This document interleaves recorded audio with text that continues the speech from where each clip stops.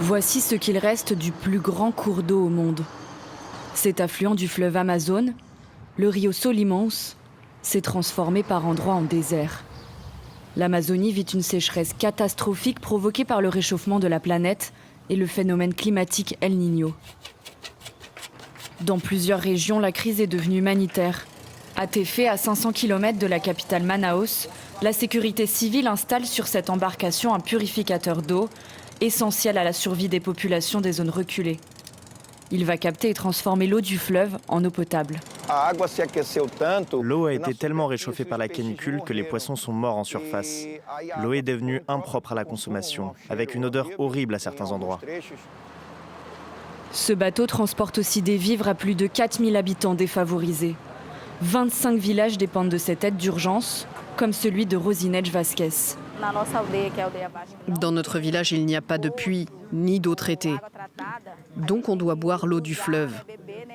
Il y a des cas de douleurs d'estomac, des diarrhées, des vomis, même de la fièvre. Mais on n'a pas le choix. Soit on boit l'eau du fleuve, soit on meurt de soif. La sécheresse affecte le quotidien de plus de 600 000 personnes dans l'état d'Amazonas. Mais c'est aussi toute la biodiversité amazonienne qui est en danger.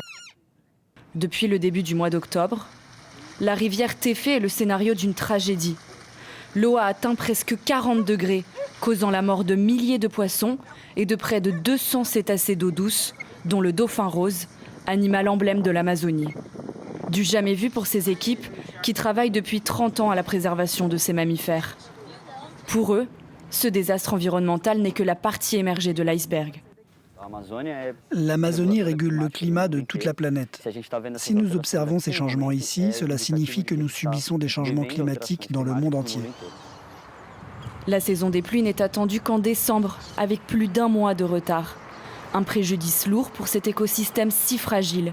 Face à des phénomènes climatiques de plus en plus intenses, l'Amazonie s'approche de son point de basculement, car à terme, c'est toute une partie de la forêt qui pourrait se transformer en savane.